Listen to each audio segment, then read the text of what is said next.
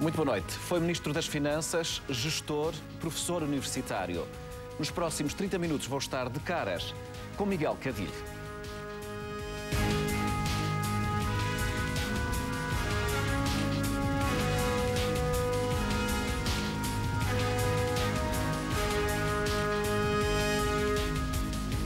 Miguel Cadilho, muito boa noite e bem-vindo ao De Caras. Muito obrigado, Vítor Gonçalves, pelo seu convite e deixe-me agradecer ser feito do Porto. Para si foi um sacrifício, mas para mim... É um gosto de estar aqui no Porto.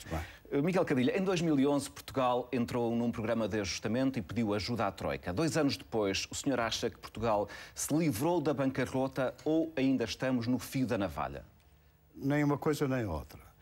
Acho que estamos ainda num momento que vai ser longo e vai ser difícil, mas não estamos no fio da navalha e não estamos perto de uma situação de bancarrota. Eu, aliás, não gosto da palavra bancarrota, acho que é excessiva, mas não tenhamos a ilusão de que o pior já passou. O pior ainda não passou do seu ponto de vista? Infelizmente, o pior não passou, porque nós vamos continuar com medidas de austeridade que já foram tomadas, algumas mantêm-se e outras adicionalmente virão, até que possamos ter um alívio que virá através do crescimento económico e só depois disso é que poderemos baixar, por exemplo, o desemprego, que é... E quando é que prevê que isso possa acontecer? Quantos anos é que vai ser preciso esperar? Ninguém lhe pode responder a isso, mas admito que dentro de 2 anos tenhamos um crescimento económico que seja já relativamente bom e que lá para o fim do 2º ano ou para o 3º ano possamos ver o desemprego baixar consistentemente. Mais cedo que isso pode ser desejo, mas é pouco provável. Não é? E há o risco de um segundo resgate, do seu ponto de vista? Um segundo resgate se não é desejável. Acho que como as coisas estão indo e se o Governo adotar agora as medidas de ordem estrutural do lado das despesas públicas, admito que não haja segundo resgate. É bom que não haja, não é? Portanto, está otimista desse ponto de vista, não é? Não será otimismo, mas será confiança e será também, de algum modo, acreditar nas medidas duríssimas que estão sendo tomadas, foram tomadas, vão continuar a ser tomadas, e acreditar também que haja uma viragem, haja um golpe de asa que possa mudar as expectativas Mas esse das golpe de empresas asa portuguesas pode também. ser tomado cá dentro, em Portugal, ou está dependente do que acontecer, por exemplo, nas eleições alemãs? De onde é que virá esse golpe de asa?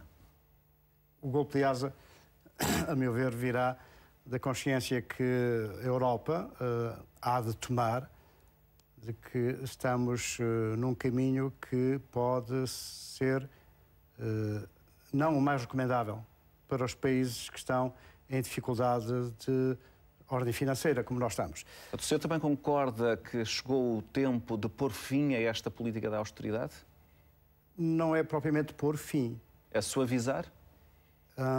Ou moderar, ou calibrar? É talvez fazer uma mudança de natureza, porque nós olhamos à nossa volta e ainda não vimos grandes reformas estruturais. O Governo perdeu aí um tempo preciosíssimo, deveria ter começado, por exemplo, com a reforma do Estado. Do lado das despesas públicas, logo começou, há 2 anos atrás, não fez, andamos...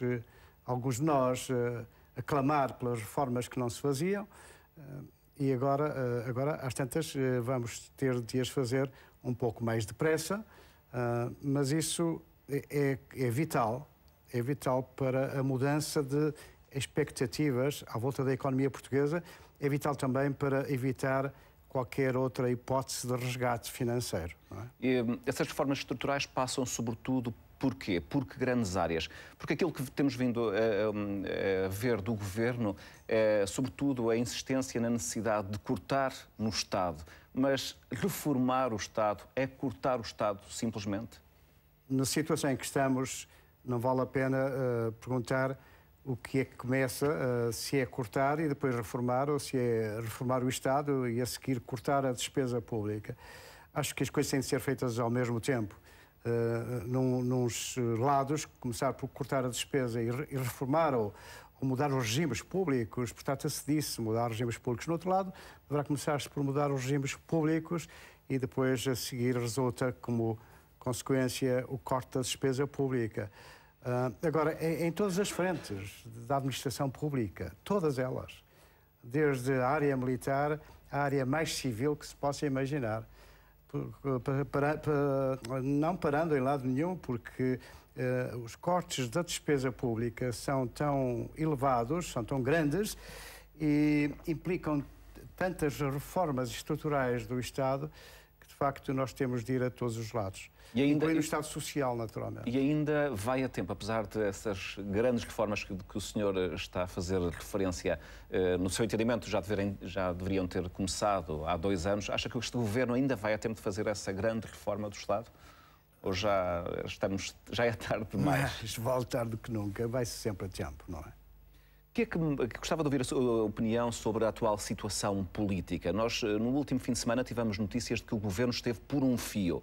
Parece-lhe que esta coligação tem condições para cumprir o mandato até ao fim? Acho que tem o dever. É um dever de democracia, é um dever também de ordem nacional. Acho que esta coligação, atenta à situação em que o país está, deve ir até ao fim. E qual é a sua posição? Portanto, não defende eleições antecipadas, por exemplo? Acha que as eleições antecipadas não poderiam ser clarificadoras da situação política? Mas clarificar o quê? A situação do país é tal que não há muitas alternativas às políticas que têm de ser assumidas. As políticas agora estão a ser determinadas pelo acordo de há 2 anos atrás com a Troika, assim é dito, não é? E, portanto, mesmo que mudássemos governantes, poderia haver aqui uma alteração de composição das medidas e de doseamento de algumas medidas, compensando com outras, não é assim? Mas o efeito total no orçamento de Estado e nas finanças públicas deveria ser o mesmo, não é? Eu não vejo grandes alternativas, infelizmente. Infelizmente. Claro que acho que o Governo, como já disse, deveria ter começado muito mais cedo com as reformas estruturais do lado da despesa pública. Aí é o grande, digamos que é a grande deficiência política que posso detectar, que posso indicar ao Governo, não é? De resto, eleições antecipadas para quê? Para todos nós concluirmos que vamos ter o mesmo a seguir, não é? E vamos ter alguma perda de tempo, porque há sempre tempo que os ministros novos precisam para ver dossiês e para, afinal de contas, concluírem que a realidade não permite outras coisas, não é? Por isso eu não iria por aí, não é? Na origem destas divergências que têm existido entre o PSD e o CDS está a nova taxa de sustentabilidade que vai incidir sobre os reformados. O que é que lhe parece essa decisão do Governo, Miguel Cadilho? Lá está. É uma das medidas mais impopulares e mais duras que um governo qualquer que seja pode tomar. Eu acho é o seguinte, vamos lá ver. Todas as pessoas que descontaram ao longo da vida têm um direito sobre o Estado, que é o direito à sua reforma. Digamos, tem um ativo sobre o Estado tem um passivo perante essas pessoas que descontaram. Pode haver alguma alteração de cálculos, porque quando as pessoas descontaram, a esperança de vida era uma e agora é outra, é mais longa, e portanto é preciso repartir esse ativo que as pessoas têm por mais anos, não é assim? Portanto, essa é uma alteração que naturalmente o cálculo financeiro e atuarial poderá mostrar e é razoável que se apresente às pessoas.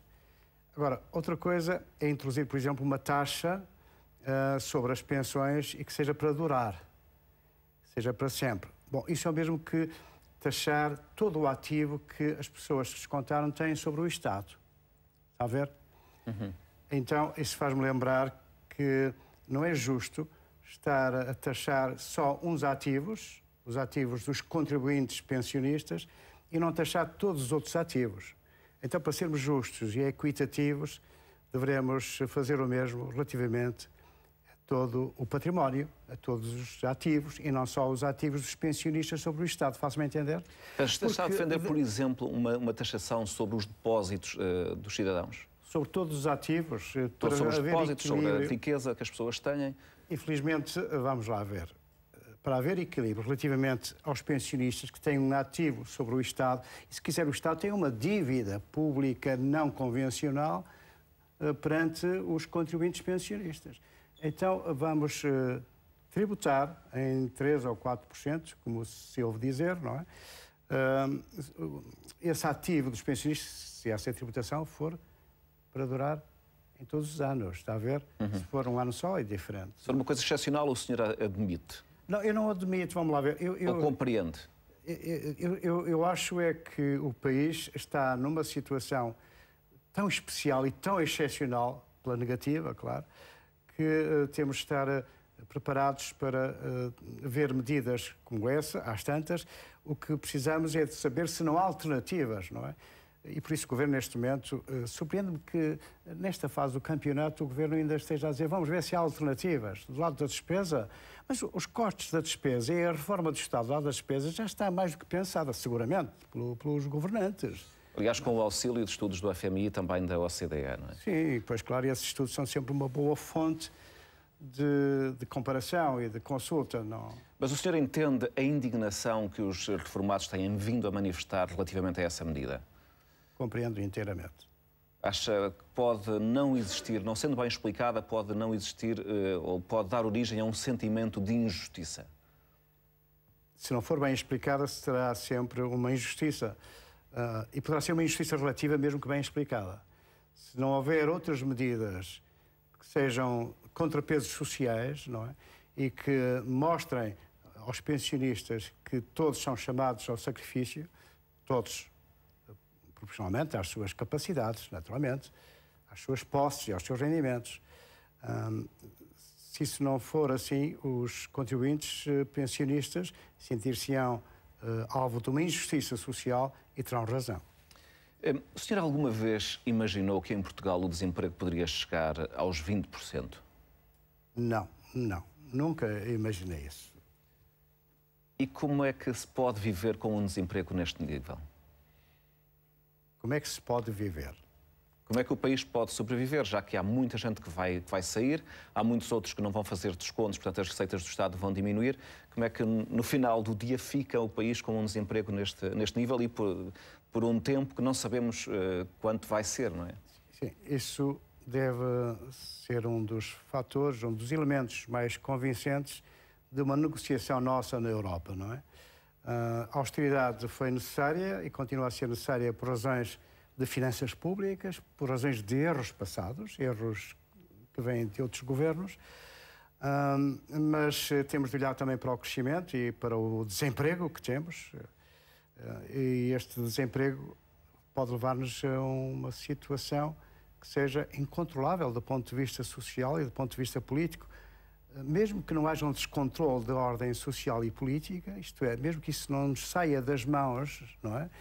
E tenhamos aí uma situação muito mais difícil, mesmo que isso não aconteça, temos sempre o efeito económico do desemprego, porque são recursos que não são utilizados, recursos em que apostamos durante anos, em que são receitas que não entram nos cofres do Estado. Portanto, também desse ponto de vista, e sobretudo para as famílias que têm desempregados e para os jovens desempregados, há esse sacrifício verdadeiramente insuportável e que nós deveríamos tentar atenuar como só através do crescimento económico, e mais uma vez aqui se põe a questão de podermos ter políticas para o crescimento económico conciliáveis com políticas de austeridade que reprimem a despesa, não é? Ora, não havendo nenhuma bala mágica que nos resolva o problema do desemprego, que conjunto de políticas é que o Governo poderia recorrer para estimular o crescimento económico e para estimular o emprego? Há pouco falou da necessidade de uma renegociação com a União Europeia e com a Troika para lançar outras políticas que complementassem a política da austeridade. Que tipo de renegociação é que Portugal deveria seguir do seu ponto de vista? Eu acho que Portugal deveria apresentar-se na União Europeia com uma espécie de repto europeu do reformador português. O reformador português está envolvido num triângulo em que dois vértices são sanear as finanças públicas e reformar o Estado, e o terceiro vértice é o crescimento económico. É quase impossível fazer a conciliação deste triângulo. Pode ser um triângulo maldito, se não for bem equilibrado. Pode ser, pode. O reformador que está no meio deste triângulo, o reformador português, deve apresentar-se na União Europeia com um dossiê de várias matérias, mostrando à União Europeia que Portugal está a fazer o que está a fazer, que é um grande sacrifício, precisa de passar para o crescimento, mantendo a austeridade nas finanças públicas, e para isso precisa que a União Europeia compreenda que há políticas e há medidas que têm de ser assumidas em Portugal, mas que podem contrariar algumas regras europeias. Que género de medidas, Dr. Cadilho? Por exemplo, políticas que apoiem, incentivem o investimento dos transacionáveis, isto é, das exportações... Por exemplo, reduzindo o IRC? Por exemplo, reduzindo o IRC, por exemplo, aquela famigerada taxa social única que foi anunciada e depois foi cancelada, taxa social única, baixando do lado patronal e subindo do lado dos trabalhadores, eu achei mal.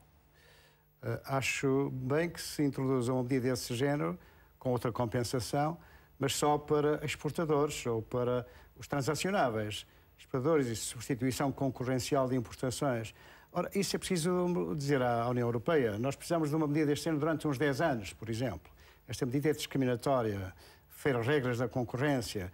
E então a União Europeia tem que nos dizer sim a uma medida deste género, como tem que dizer sim a medidas especiais de financiamento à economia portuguesa, onde algumas instituições europeias deverão intervir. O Banco Central Europeu, por exemplo, tem-se mostrado muito sensível nos últimos tempos, não nos primeiros, ao financiamento das pequenas e médias empresas em Portugal. Mas o Banco Central Europeu não pode intervir diretamente, pode intervir indiretamente. E o Sr. acha que Portugal tem capacidade negocial para convencer as instituições europeias a pôr em prática esse conjunto de medidas? Portugal não tem alternativa. Se a União Europeia não compreender um repto deste género... Eu gostava de complementar a minha pergunta com outra. Vê a sensibilidade neste governo para isso? Ou, como muitos têm afirmado, nomeadamente o Ministro das Finanças, a mais o Ministro das Finanças da Troika em Lisboa do que o Ministro das Finanças português que negocia com a Troika? Se o Governo tem ou não tem sensibilidade para isto... e vontade? Eu acho que se não tem, vai ter. Mas porquê é que não tem tido? Porque acho que a austeridade foi uma fixação que durante os primeiros tempos foi necessária e foi talvez tão obrigatória que era inescapável, não tinha, portanto, qualquer hipótese de alternativa. E agora já o Ministro das Finanças, aliás, fala em passar à terceira fase do ajustamento, e a terceira fase e a quarta fase serão fases de apostar no investimento e no crescimento. A primeira e a segunda fase foram apostas no reequilíbrio e na disciplina das finanças públicas. Não é? Isso está no documento de estratégia orçamental. O que quer dizer que o próprio Ministro das Finanças está a considerar que agora chegou o tempo de olharmos mais para o crescimento económico. Agora, eu não acredito, e por isso escrevi recentemente num livro que está para ser publicado, não acredito que isto seja possível... O sobrepeso do Estado, é o título do seu livro. É uma segunda edição do livro, que publiquei em 2005, mas agora o livro traz ideias novas, naturalmente, porque os tempos também são novos. Por exemplo, em 2005, a dívida pública não era problema. Poderia vir a ser problema se continuássemos com a despesa pública excessiva e com o déficit público também. E o senhor acha que Portugal vai ser capaz de pagar esta dívida? Acho que sim. Vamos lá, tem que ser capaz. Como sabe, por exemplo, há políticos, nomeadamente... Sim, conclua, senhor.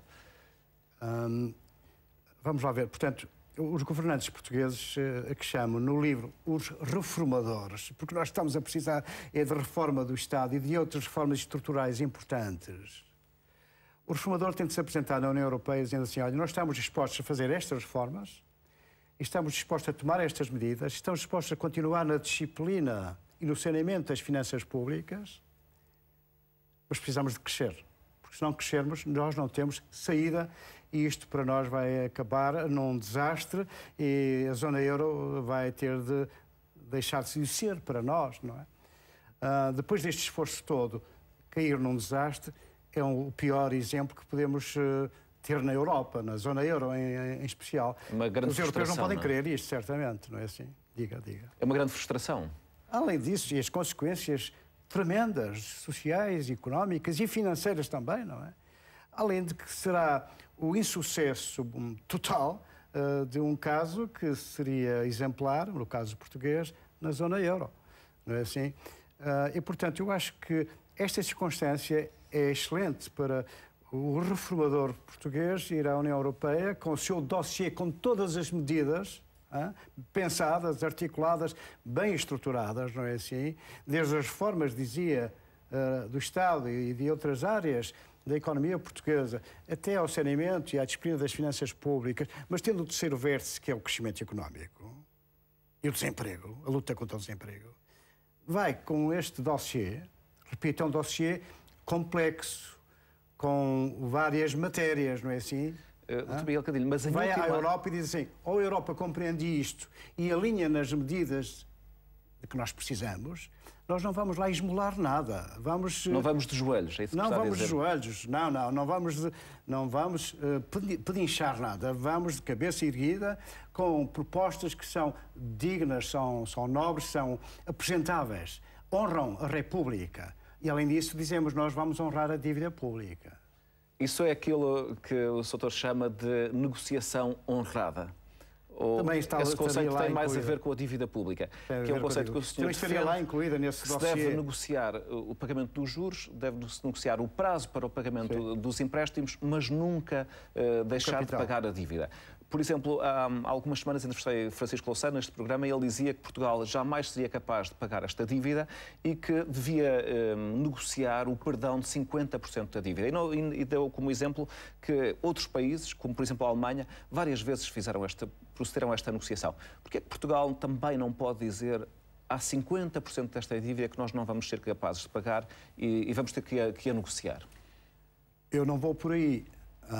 Admito que haja algumas pessoas que defendam essa via, que é a via da desonra da República, com consequências muito nefastas depois no futuro, durante vários anos.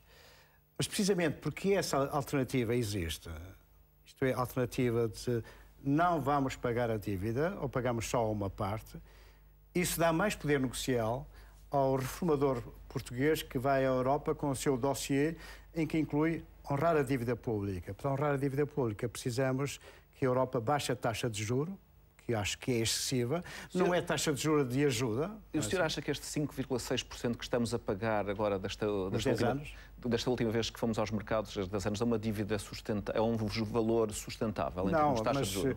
Não é. Não, então não se pode falar em sucesso desta operação. O que conta para nós é a taxa média de toda a dívida pública e essa está mais baixa, não é? Digamos que esta taxa agora dos 10 anos é uma pequena parcela em toda a massa que conta para a taxa de juros média, compreende? E a taxa de juros média que conta para a dinâmica da dívida. Mas acha que é um bom sinal ter ido aos mercados, apesar do valor do juro ser muito elevado? Acha que é um bom sinal para o país? Sim, termos colocado dívida há 10 anos é um bom sinal. A taxa, o preço, não foi propriamente o melhor, mas não sei se seria possível conseguir agora, nesta fase em que nós estamos, atenção, mas, portanto, indicia que a seguir tenhamos melhor taxa se continuarmos a cumprir bem as coisas, não é? O Soutor já fez referência ao seu livro que vai sair brevemente e que eu já tive a oportunidade de ler, e uma das propostas que defende, que me parece mais controversas no plano, sobretudo simbólico, é a venda do ouro. Em que circunstâncias é que o senhor acha que Portugal devia vender o ouro e utilizar as reservas que tem para tentar resolver o problema que enfrenta neste momento, um problema de emergência? Eu proponho a venda do ouro durante 10 anos, portanto, gradualmente e sem pressas, para financiar todas as ações de reforma do Estado, para que a reforma do Estado seja bem feita e, por exemplo, os funcionários públicos dispensáveis, porque os há, naturalmente, sejam devidamente indemnizados, devidamente tratados. Tudo isso custa muito dinheiro. Ações de formação também, de recolocação, modernização, ações de modernização que implicam investimento e implicam outras despesas, tudo isso requer um financiamento extraordinário. Ora, as finanças públicas não estão em condições de o fazer. Nós, aliás, temos que reduzir a despesa pública e reduzir o déficit público, não é assim? Então, como é que poderemos financiar a reforma do Estado? Bom, por esta via, vendendo o ouro. Aliás, repare, desde o 25 de abril até hoje, mais de metade do ouro, em toneladas, mais de metade já desapareceu. E para quê? Para que é que serviu? Houve algum desígnio, grande desígnio nacional que tivesse sido financiado pelas vendas do ouro? Eu não conheço. Conhece?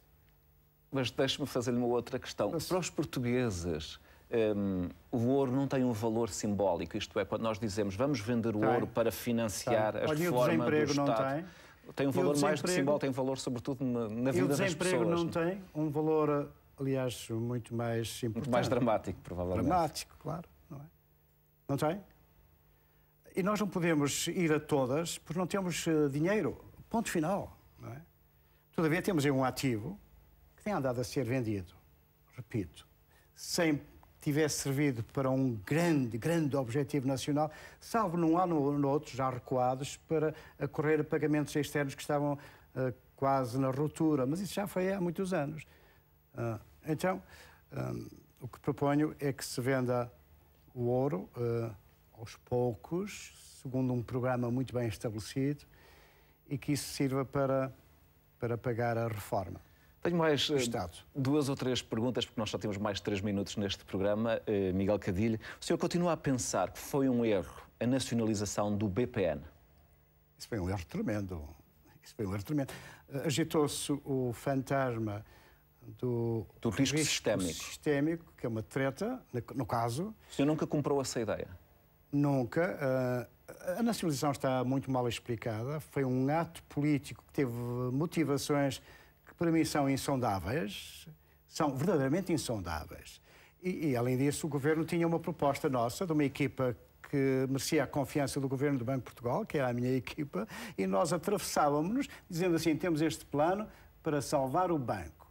Pois muito bem, só tinham é que ver se nós conseguimos. Se não conseguíssemos, então teria o último recurso da nacionalização ou da liquidação do banco, não é? Mas quando diz que são insondáveis, o senhor quer dizer exatamente o quê? Porque na altura o argumento que foi invocado foi que havia um risco sistémico e, portanto, se deixasse cair o BPN, provavelmente outros bancos poderiam seguir o mesmo caminho.